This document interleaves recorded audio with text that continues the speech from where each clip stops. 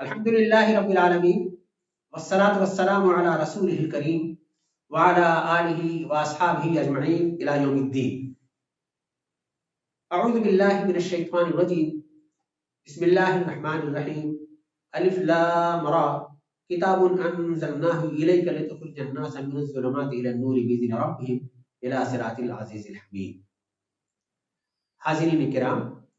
السلام علیکم ورحمۃ اللہ وبرکاتہ. آج کے اس عظیم الشان عالمی ویبینار میں جو قرآن مجید کے موضوع پر منعقد ہو رہا ہے، مجھے بھی لب گشائی کی سعادت حاصل ہو رہی ہے. اس کے لیے میں منتظمین کا شکر گزار ہوں. حاضرین، میں نے ابھی قرآن مجید کی ایک آیت تلاوت کی، جس کا منشا آپ کو معلوم ہے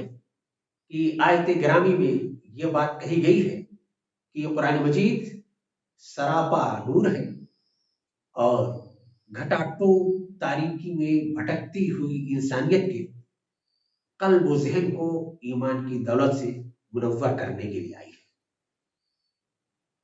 قرآن مجید نے اپنا تعارف اس آیت پاک کے علاوہ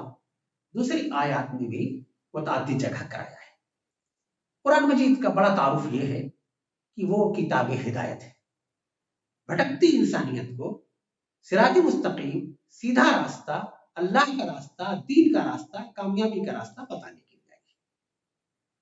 قرآن مجید کی صفت یہ ہے کہ وہ شفاء لما فی الصدور ہے. انسانوں کے ذہنوں میں، دماغ میں، سینے میں جو طرح طرح کی بیماریاں ہیں، ان بیماریوں کو دور کرنے کے لیے آیا ہے. قرآن مجید کتاب انقلاب ہے. انسان نے اپنے ہاتھوں زمین میں جو فساد برپا کر رکھا ہے، اس فساد کو ختم کر کے اللہ کے راستے پر انسانیت کو بدلنے، معاشرے کو بدلنے کے لیے یہ کتاب آئی ہے. یہ کتاب ذکرہ ہے، یاد دہانی ہے، اللہ کی نشانیوں کی یاد دہانی، اللہ کے راستے کی یاد دہانی. یہ کتاب دراصل انسانی آبادی اور ساری انسانیت کا دستور العمل ہے. اسی حیثیت سے اللہ تعالیٰ نے اس کو اللہ کے رسول صلی اللہ علیہ وسلم کو عطا کیا اور ساری قیامت تک کے لیے، ساری انسانیت کے لیے اسے دستور العمل بنایا. ہم نے تاریخوں میں پڑھا ہے، ہم جو کچھ اللہ کے رسول صلی اللہ علیہ وسلم اور آپ کے اصحاب کی جدوجہد کے حوالے سے جانتے ہیں، وہ یہی کہ آپ نے اسی کتاب کو اپنا اصل ہتھیار بنایا، اسی کے ذریعے اپنی دعوتی کوشش کی، اسی کے لیے انہوں نے انقلابی کوشش کی، اسی کے لیے انہوں نے اخلاقی انقلاب برپا کیا، اور اسی کتاب کے ذریعے انہوں نے انسانیت کی اس وقت کے موجود کے سارے فساد کو دور کیا. اس کتاب میں کی جو طاقت ہے، اندر سے انسان کو بدلنے کی طاقت، صحیح رخ پر انسانیت کو لگانے کی طاقت، ہم اگر صحابہ کرام کی اسلام سے پہلے کی زندگیوں کو دیکھیں اور اسلام کے بعد کی زندگیوں کو دیکھیں تو واضح طور پر یہ فرق معلوم ہوگا کہ قرآن مجید زندگیوں میں کتنا بڑا انقلاب برپا کرتا ہے. پہلے کی زندگیاں جو بھی ہو تاریخ کا حصہ ہیں، لیکن اب صحابہ کرام کی جو زندگیاں ہمارے سامنے ہیں اسلام کے بعد کی، وہ قرآن مجید کی چلتی پھرتی تصویر نظر آتی ہے. ان کا سب سے بڑا آلہ، ان کا سب سے بڑا مرجع یہی کتاب تھی. اور اس کتاب کا حق یہ ہے کہ رہتی دنیا تک انسانیت اس کو یہی حیثیت دے. لیکن اس بات کا اندیشہ رسول پاک صلی اللہ علیہ وسلم کو بھی تھا کہ ایک زمانہ ایسا آئے گا کہ شاید لوگ قرآن مجید کا یہ مقام نہ دے پائے. اسی لیے آپ نے بار بار تاکید فرمائی کہ قرآن کو مضبوطی سے تھامے رہنا. قرآن کو اگر مضبوطی سے پکڑے رہو گے تو کبھی گمراہ نہ ہوگے. دوسری جگہ آپ نے فرمایا کہ یہ نکل بھی جاتا ہے لوگوں کے ذہنوں سے، سینوں سے، اس طرح سے جیسے اونٹ اپنی عقال سے آزاد ہونے کے لیے فکر میں رہتا ہے. اگر اسے ہر دم تھامے نہ رہے گا حافظ قرآن، حامل قرآن، عامل قرآن، تو اس کی زندگی سے نکل سکتا ہے. اللہ کے رسول صلی اللہ علیہ وسلم نے ایک مرتبہ یہ فرمایا کہ قرآن مجید ایک زمانہ ایسا آئے گا کہ روز حشر قرآن مجید ان کے خلاف احتجاج کرے گا۔ اسی کتاب کی آپ نے ایک یہ بھی صفت بتائی کہ روز حشر یہ کتاب انسانوں کے لیے کہ حق میں شفاعت کرے گی یا انسانوں کے خلاف شفاعت کرے گی۔ اور قرآن مجید کی وہ آیت جس میں اللہ تعالیٰ نے اللہ کے رسول صلی اللہ علیہ وسلم کی زبان سے کہا ہے، اور یہ اس دن کی منظر کشی ہے کہ وقال الرسول یا رب ان قوم اتخذوا هذا القرآن مهجورا، اے اللہ، اے میرے رب، میری قوم نے اس قرآن کو چھوڑ دیا تھا۔ حاضرین گرامی، ہم لوگ اگر آج اپنے احوال کا جائزہ لیں، گرد و پیش کا جائزہ لیں، اپنی ترجیحات کا جائزہ لیں، تو لگتا یہ ہے کہ یہ قرآن مجید مہجور ہو چکا ہے۔ اللہ کے رسول صلی اللہ علیہ وسلم جن لوگوں کے خلاف فریاد کرنے والے ہیں، خدا نخواستہ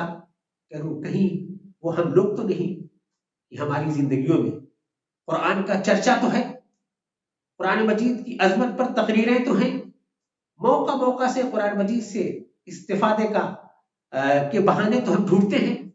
لیکن قرآن مجید کا جو مقام اللہ تعالیٰ نے متعین کیا ہے، قرآن مجید کا جو مقام اللہ کے رسول صلی اللہ علیہ وسلم نے بتایا ہے، ایسا تو نہیں ہے کہ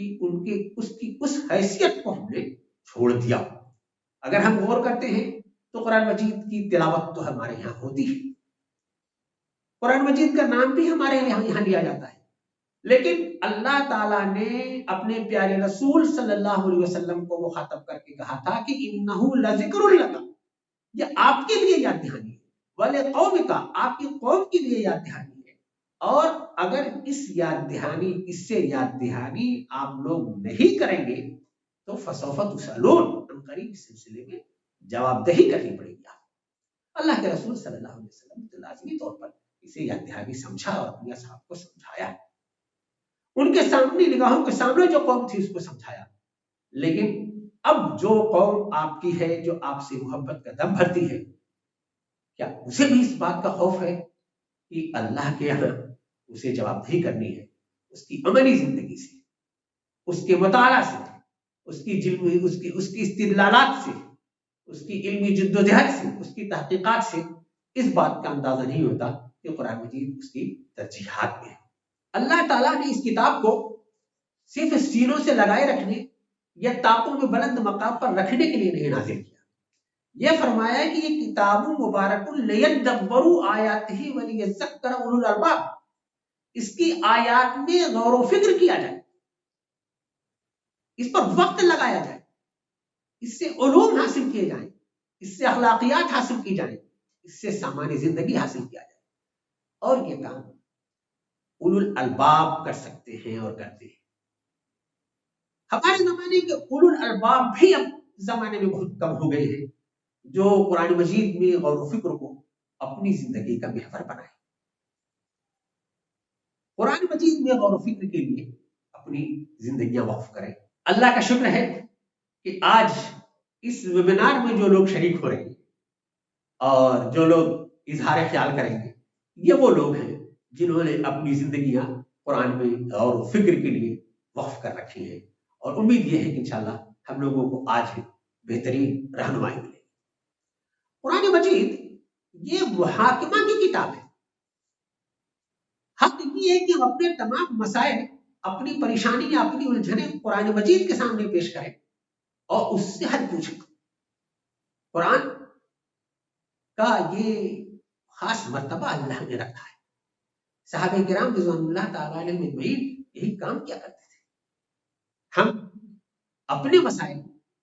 اپنے ہاتھوں بنائے ہوئے قانون کے سامنے رکھتے ہیں، اپنے جیسے انسانوں کے سامنے رکھتے ہیں،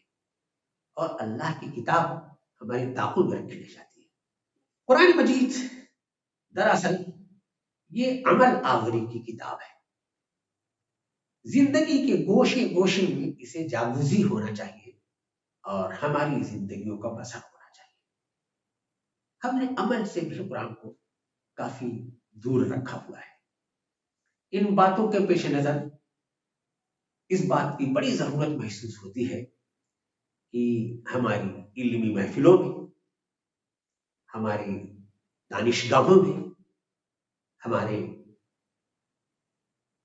تعلیمی اداروں میں اس بات کے لیے کوشش ہو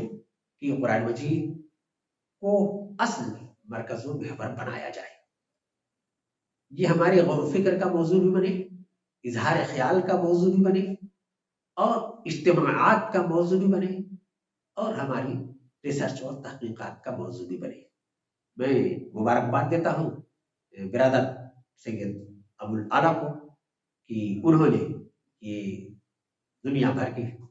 علماء اور دانشوران کو اس موضوع پر اظہار خیال کے لیے جمع کیا، اور اس پر انشاءاللہ ان کی تحقیقات کی روشنی میں، ان کے عالی شان خطابات کی روشنی میں قرآن مجید سے رجوع کی ایک نئی فضا پیدا ہوگی، اور انشاءاللہ کتاب اللہ کا، کلام اللہ کا جو حق ہے، کسی طرح سے ہم لوگ اس حق کی ادائیگی کی طرف پیش رفت کریں گے. میں ایک بار پھر شکریہ ادا کرتا ہوں منتظمین کا کہ مجھے انہوں نے اس ویبینار میں شرکت کا اور یہ لب کشائی کا موقع عطا فرمایا. اللہ تعالی ہمارے اس عظیم الشان عالمی ویبینار کو کامیابی سے ہمکنار کرے اور اسے ہماری زندگیوں کو بدلنے کا ذریعہ بنائے.